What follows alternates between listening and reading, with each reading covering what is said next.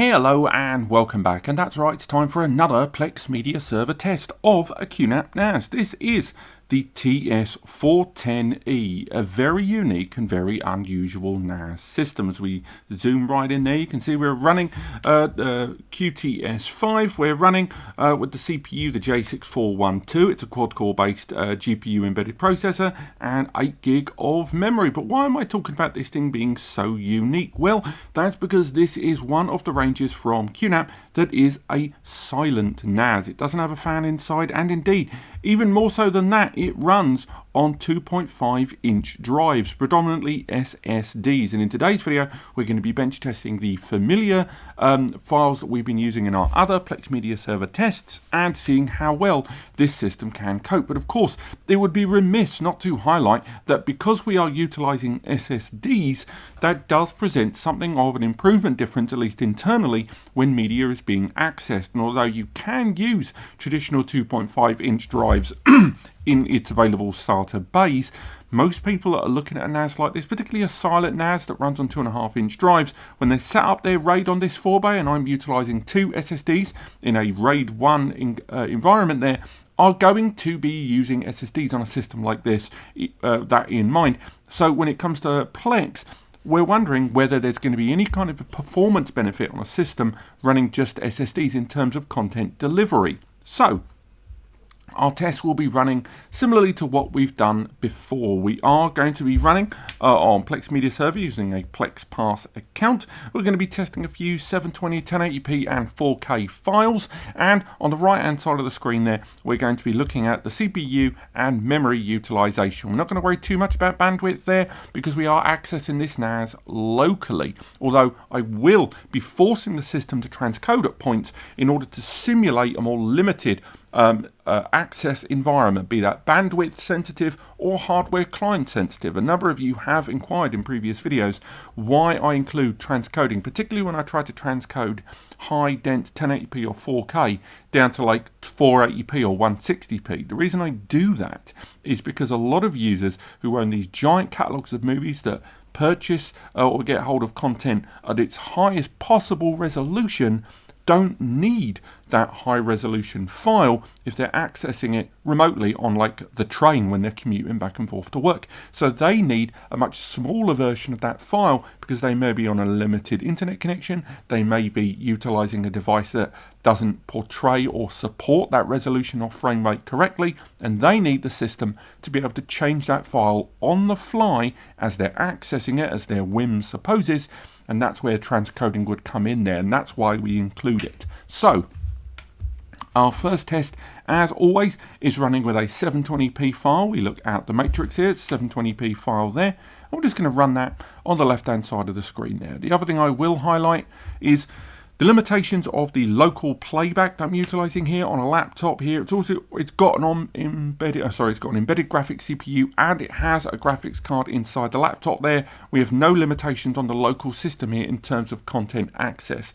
But as we go through it, you are going to see how it impacts the CPU and the memory inside this NAS. Because although we are accessing media that on the NAS that's got embedded graphics and it's running on SSDs, we have to also factor in that this NAS does not have internal fans. It runs exclusively on heat sinks. So the CPU, when it gets hot, is overly reliant on just the onboard heatsink in order to dissipate the heat that's being generated from high CPU use. Whereas a normal NAS, a noisier NAS, has fans which will ramp up to deliver airflow over the heatsinks internally and therefore produce a cooler CPU, and therefore it can operate at a much more efficient and proficient temperature. But right now, as you can see from the bottom of the screen, we're running this at 720p. It's a 0.7 megabits per second 720p file. We're accessing it over the network, and we can hop around the network very easily, no delay whatsoever, and we're accessing this file on the NAS, no delays. We're absolutely fine there. So from here, we can now go down a tier and start some of that transcoding. So as mentioned, we can scroll to the bottom there. We've got these options. So we're going to transcode down to a 480p version. It's going to increase the frame rate, but decrease the resolution there. And again, we'll see no real impact on CPU or memory, and we can hop around left, right and centre, still running absolutely fine there. So now let's bring that down another notch, and this time we're going to go down to 240p. Zoom out there. Takes a few extra seconds, and you can see the resolution, it is starting to drop, of course, here, and we're seeing CPU utilization creep up a little bit here on the side. And remember, the system is in red, but we're of course looking at Plex Media Server's utilization more than anything. And you can see there with that system memory utilization, it's pretty high a lot of the time. Even though the system is running on 8 gig, we're running quite a lot of proficient services on this NAS. What I've tried to do with this test is just show a day-to-day use of a NAS. So I've got all of the multimedia apps there running. I've got a couple of backups. I've got the surveillance tool. Ultimately, I'm running a system that's got all of the common and more popular applications on a QNAP NAS, rather than showing you a NAS that's only running Plex Media Server there. So do factor that in when you're looking at that memory utilization there. Okay, so we're going to go down to an even lower resolution there, and this is 160p, aka potato quality. And from here, again, we've got about 9 pixels to play with, but still, nevertheless, it is playing that file. We can skip forward. It's still doing a great job of delivering that file through there. And CPU, although creeping up, and if we look at the green, it's still not too bad there, at 14% give or take being utilized by the Plex Media Server application overall in terms of CPU. So again, I think that's absolutely fine, and we can make our way into our next test file there.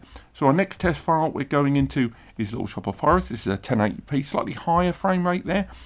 So we'll have that there on screen. Unsurprisingly, I've had to mute this file due to YouTube copyright concerns. So I apologise for these files being absolutely stone dead silent. But as you can see, playing in its original format, 1.9 megabits per second, 1080p. Sorry if there's a drop in frame rate there. A lot of that is to do with us recording on OBS as we go there in the background. But again, for now, we can go ahead and skip forward. Things are running fine. Absolutely fine, no slowdown, no issues, everything's running absolutely hunky-dory. So next up, let's move down and make our way into the next format. We're going to go down to 720p, 4 megabits per second there. Increased frame rate, but lowered resolution there. And again, no delays, skipping back and forth. Again, you may be seeing a drop in frame rate there. I can kind of see drops in frame rate across the whole screen. Again, that's not to do with Plex there. That is to do with OBS. We can open up, for example, the task manager there, which will show a decent amount of memory utilization by Chrome. Windows Explorer, which is what we're using for these tests. And of course, Chrome is running in the background doing other tasks. But OBS there is still, that utilization isn't so bad, with GPU component there reaching just 25%. So we're still not reached 100% user utilization there. But again, running absolutely fine. We can skip back and forward, no delays whatsoever there. So for now, what we can do is head back down to the bottom and decrease that frame rate. We're going to go down to 480p, zoom out. And again, this is where we might start to see slight delays there. We saw more than a second delay there between clicking and playback, but nevertheless, we're still seeing a decent enough number there on the side for us to not be too concerned there. And we can still skip forward and things are still running just as well as we'd like to see. So now we're going to go for one of the more troublesome options, 328p. A lot of the time when it comes to converting these files, if you do a straight conversion, you stick by the line of 1080, 720, 480, 160, the conversion is quite straightforward. But the minute you go for the middling ones, you start to see problems because there's a lot more work to translate those down. So if we zoom back, the file still skipped forward, but there was a little bit more of a delay there. We're seeing that spike start to come up again there with that utilization, but still nonetheless, that's absolutely fine. That skip forward, skip back, and for something we're streaming remotely, I'm pleased with what we're seeing. So next up, we're going to go down to 240p. And right now, again, that was around 2 seconds, I think, just under, but still on the list. Let's try it now. 1, 2, 3. So it's about 2.5 seconds there, again, in terms of that conversion there. So not too bad, but again, still quite a hefty amount of transcoding taking place there, but luckily CPU utilization isn't doing too bad at all. And finally, we'll make our way down to the lowest at 160p at 0.2 megabits per second frame rate. And again, potato quality there, but still managing to handle that transcode there with the CPU not going too bad there, although I imagine the temperature on this NAS has increased notably. So let's have a little look in the control panel there and have a little look at the hardware. So where do we go? I believe we go into the hardware section, or I think it might be another area along here. We can look at the system status, and that might give us a better understanding of the temperature of the system right now as we are utilizing it. So we can see that that temperature has creeped up there to 41 there for the CPU temperature there, so a decent rise there, and we're going to leave that open there for later on. But for now we've finished up with these files, we can go into some of the more aggressive test files there, and this is where the jellyfish files comes in. For those of you that have never followed this channel before, the jellyfish files are a series of video files that are all 30 seconds long. Each one of these 30-second files portrays a bunch of jellyfish knocking around in the ocean. However, that same 30-second file increases in picture quality, going from HD to 4K, changing from the more familiar and easy and supported compression technique H.264 into HEVC, highly efficient video codec, otherwise known as H.265, which is proprietary, has a much stricter patent, and overall results in a lot of hardware vendors not having the license to play back these files natively. And this goes for a lot of smart TVs, smartphones, computers, and NAS. The result being that these files have to be compressed and transcoded automatically if you don't have a license on your hardware client there. And of course, HEVC 10-bit, otherwise known as HDR. So we're playing the same 30-second file, but increasing in picture quality. Now, to put that into a bit of perspective, if we look at the file manager and we zoom in a little bit there, we're able to see as this same 30-second file increases in picture quality, the size of the file increases, starting at just 10 megabytes, which is tiny, and ending at the end there at 1.4 gigabytes for the same 30-second file. That would be 2.8 gig per minute. Now imagine that on a 90-minute movie, how big that file would be. Now, it's also worth highlighting that these 5 files here at the bottom, not a lot of NASes play these. These are not typical files. Most multimedia you buy is generally going to be around about 20 to maybe 30, at the top end, maybe 50 megabits per second frame rate. These here are diehard. These are raw files, these ones, and very few NASes are able to play these without any kind of problems. And again, I am talking 2, 3, 4, up to 5 or even £10,000 NASes are the only ones that can play these files without breaking a sweat. So that's really what we're dealing with here. So for now, we're going to go ahead and play the lowest quality version, and for now we're going to use all of the H.264 files because we shouldn't have any difficulty playing these on the system there. And what we're looking at, as you can see the original, at the bottom you've got the light orange, which is playback, and the dark orange, which is the lined up kind of buffered ready file there. Now as this plays that file there on the bottom of the screen, what we're looking for is whether the system can line up the file, in other words prepare the buffering, the dark orange, ahead of natural playback. Ultimately, does it take the NAS longer than 1 second to prepare 1 second of video footage? Because if it can't, you can't watch media. So again, 3 megabit fine. We'll make our way onto 10 megabit there on the H.264 file there. Again, you can see that dark orange needing a little bit more time there to get to the top, but again, still playing absolutely fine. We're seeing the CPU a little bit more utilization, and indeed if we head back into the NAS and open up the storage thing, we can start to see that CPU temperature start to change. Again, it dropped to 38 at one point and the system temperature has gone up, but ultimately, apart from an increase in temperature on the SSD, we're still doing okay. So for now, make our way back in. We can exit that file there, and now we'll look at a higher degree of H.264, a 30 megabits per second H.264 file. Again, tiniest delay.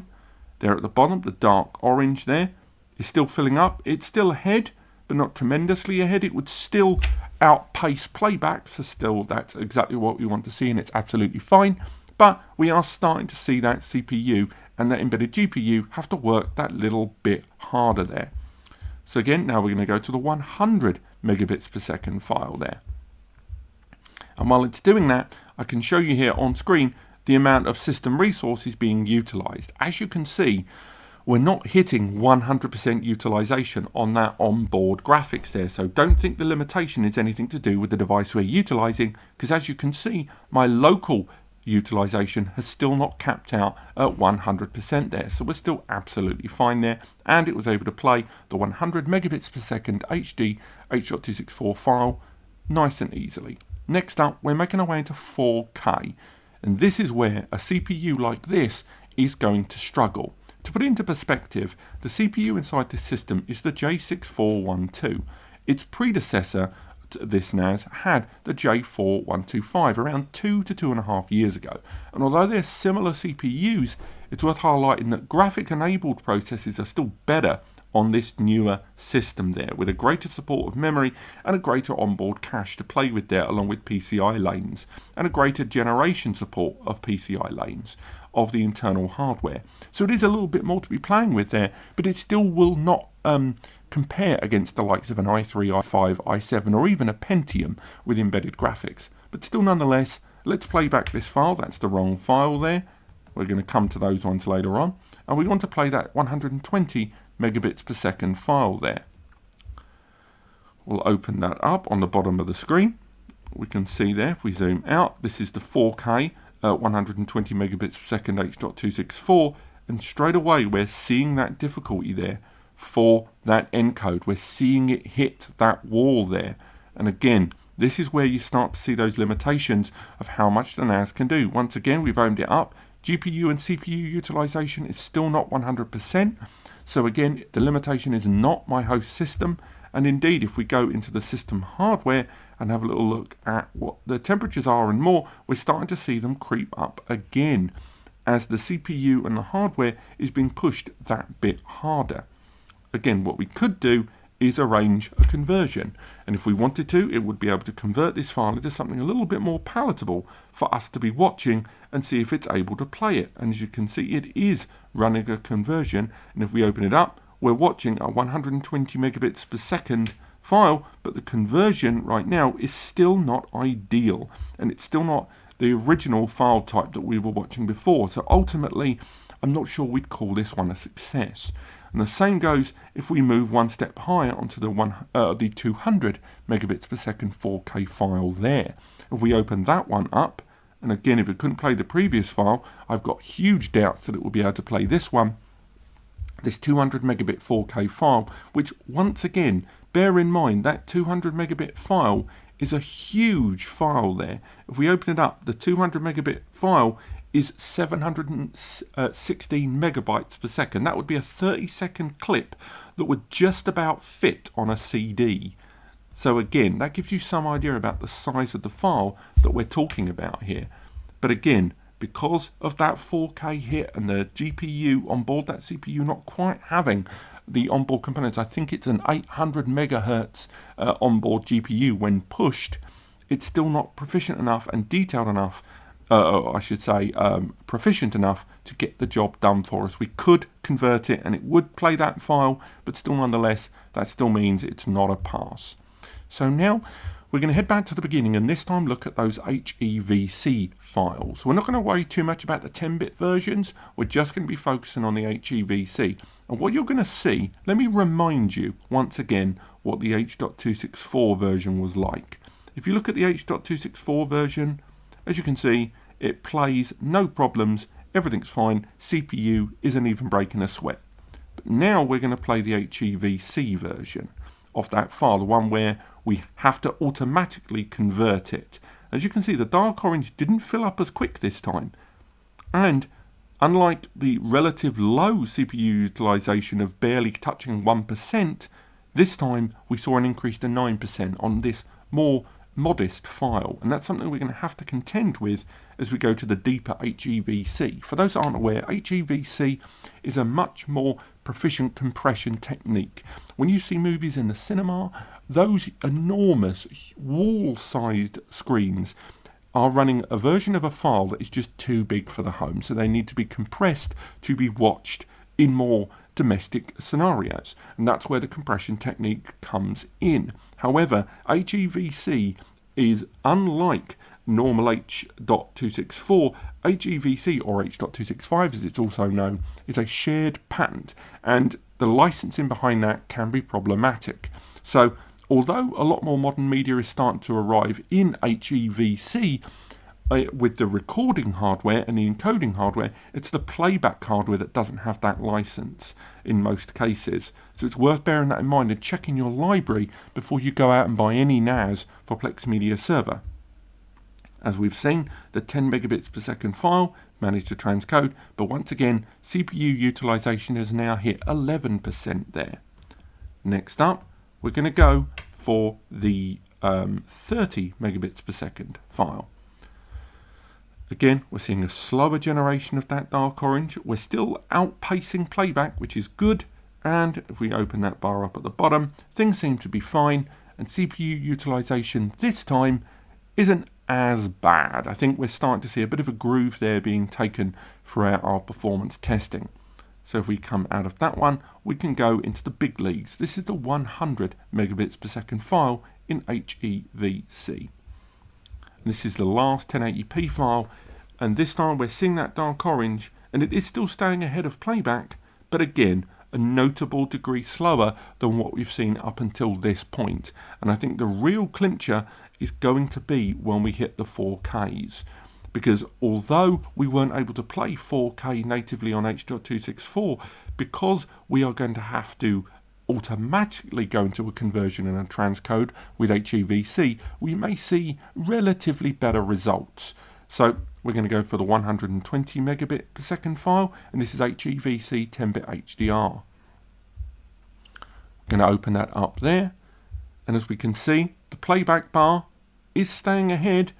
I think it would stay ahead for that whole playback, but how long it could keep that up without the CPU overheating is an interesting question. I think as long as you're running proficient enough drives, I think you'd be pretty okay.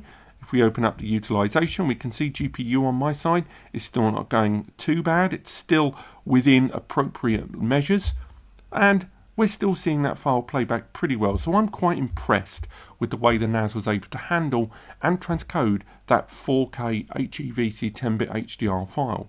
So we've got two files left. These are the big guns. Again, if the NAS plays them, I'll be impressed, but moreover, even if it does play them, it's going to be interesting to see just what our utilization is. So first up, we've got the 200 megabits per second file. Yes, we are running on SSD, so that may assist. But even now, impressively, it is playing this file. Again, fair play to this NAS. It's done a great job of playing this system file. And although, of course, we are running a transcoded version due to the conversion and lack of support of HEVC, still nonetheless, this is great results that once again, we're not seeing the GPU, CPU hit 100% and cause any kind of bottleneck. These are great results we're seeing here. So now we're going to go for the biggest file of all, the 400 megabits per second file there. Let's play this one. This is our last test today, and overall, what I think I've seen today has largely highlighted that this is a very good NAS for Plex. How much of that is benefited by the internal CPU being bolstered by the SSD support is going to be something we're going to have to look at there. But still, nonetheless, we're seeing that conversion. We've seen CPU, GPU utilization not be too bad there. And even though we're accessing locally, we are still running conversions. Overall, a great performance there from the TS-410E, and certainly puts it in among my top 5 NASes, particularly at this price point, that I would recommend. Now, the CPU and the disk temperatures have risen due to our bombardment of tests, but fair play to the NAS. This has been an unrealistic testing scenario that most users are not going to be watching media in the way that we've tested today. And indeed, if we make our way into the NAS's own resource and performance monitor, you're going to be able to see much more detailed results on just how much the storage resources were being utilized during these tests. If we look at the disk activity, you'll be able to see that how much data and how much in terms of temperature, in terms of throughput and access, what's happening during those tests. For example, if we run that last test again and just give it a little second there to run the test in the background and let it do its job just for a wee moment there while we kind of rank up just how much we're utilizing, we can have a look there and see that the delivery of that data is still pretty darn good, and how it's being utilized by the system overall in terms of its support within Plex has been beneficial. How much of what the results we've seen today are thanks to that CPU, GPU and the SSD is still something we can debate, but nevertheless the TS-410E has done a fantastic job in performing within Plex today, and certainly been one of the best performing NASs in its price point, more than anything, in 2022. If you've enjoyed this video, then do check out the links in the description to the full review for this NAS alongside other guides for Plex Media Server. There should also be a link in the description to all of the test files we've used today. And other than that, if you've enjoyed this, click like. If you want to learn more, click subscribe. And if you need help choosing the right Plex Media Server NAS for you, use the free advice section linked below to NAS Compares, or use the Ask NAS Compares section, the free community forum with me, Eddie and a bunch of other users to help you with your right NAS purchase. But apart from that, I hope you have a great week, and I'll see you next time.